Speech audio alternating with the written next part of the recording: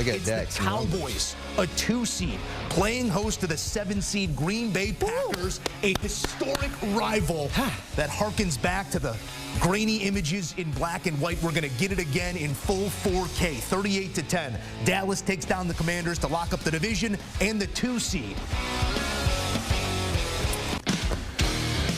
All right, you know how it goes in the NFC East. You win it one year, you don't the next. So enjoy this, Dallas, because next year, history guarantees nearly, you ain't going to do it again. 19 straight seasons without a repeat champion. Looked like the Eagles would be the first, but these last 6 or so weeks have gone awry for Philly. It's Dallas, Big D, the star with the hats and T-shirts. Back in studio to break it down, Bryant McFadden here with his thoughts. Mac, yes, it sir. was a spectacular season for the Dallas Cowboys. There were moments where the question marks started to arise, but we have not seen this Dak Prescott. We have not seen this CeeDee Lamb. And I'd say since the Green Bay days, we haven't seen this sort of play calling from Mike McCarthy. Where are you at right now as they turn this corner and things get real and you're taking on now the Green Bay Packers? I mean, I feel real good about the Dallas Cowboys, especially playing at home because they've been a dominant team. You know, you wanted to see this team take their dominance on the road in today's matchup against the Commanders. They were able to do so. When you talk about how they started the ball game, that was really inspiring to see. You didn't see a fast start. We talked about the blocked field goal that led to points for the Commanders. We talked about the interception that led to potential point opportunities for the Commanders. Guess what the Cowboys did? They kind of gathered themselves and played the Dallas Cowboys football that we've watched over the entire season, and they did so on the road. So we know Dak Prescott was going to do numbers. 4 touchdowns, a deflected pass that led to the 1 costly interception. We knew CeeDee Lamb was going to do numbers, but most importantly, what about the running game, especially in the red zone? It's a great thing to see Tony Pollard surfacing in the red area because when you talk about their red zone woes, especially on the road, a lot of that has become a reality because of the inability to run the football. Now, they can incorporate into their ball game, especially getting ready for postseason play. This is a team, we know how deadly they can be throwing the football, but if they can provide a sense of balance running the football, look out. It's going to be a tough ask for any defense to try to slow them down. We know this one was on the road, but Dallas 8-0 at home and set to play host to the Green Bay Packers, and a quarterback who is sharp as can be, did exactly what Aaron Rodgers could not do last season. That's That's what you're doing? It's the fact of the matter. Aaron Rodgers had an opportunity against Detroit last year to punch his team's ticket to the playoffs. They could not do that. Jordan Love did exactly that against the Chicago Bears in this moment. I want to talk to you not about Bears-Packers anymore. I want to talk to you about Packers-Cowboys in a place that the Cowboys have not lost this season. How big of an advantage is that when you look at this matchup? It's a huge advantage because of their style of play.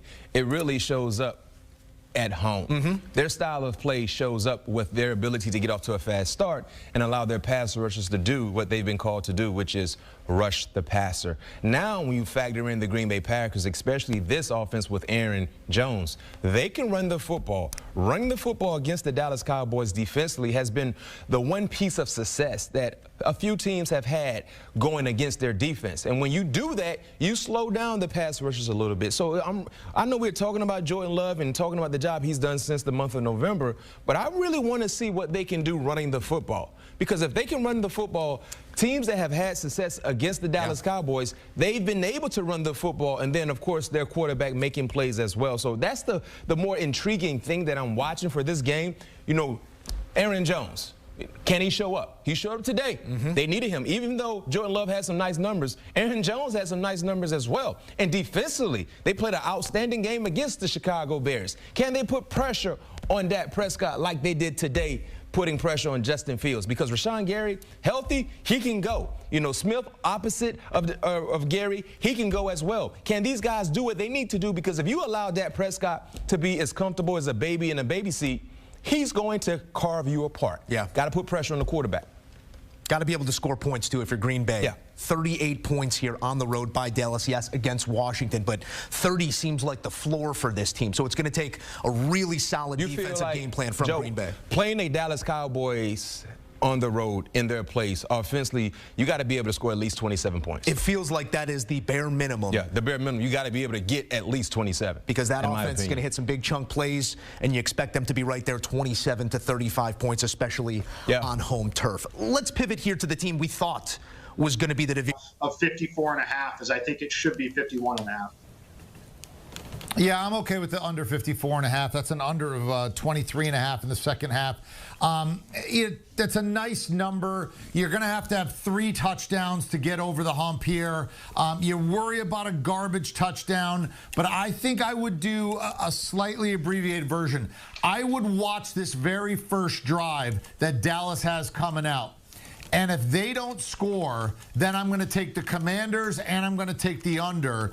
I worry that Dallas comes out and thumps one in, and then it's going to be hard for us to win with either the Commanders or the under. But I want to wait and see that first drive. Now, if you're telling me I have to bet now, I bet the under. But what I'm going to do personally is wait for that first drive and then hopefully hammer those 2. All right, guys, let's stay in the NFC East. I said we'd get into it in just a bit, but the Eagles are making it very easy for Dallas to clinch this division. Just 93 total yards in the first half for the Eagles after being shut out by the Giants. Marcus Mariota came in for Hurts, threw that pick on his first snap.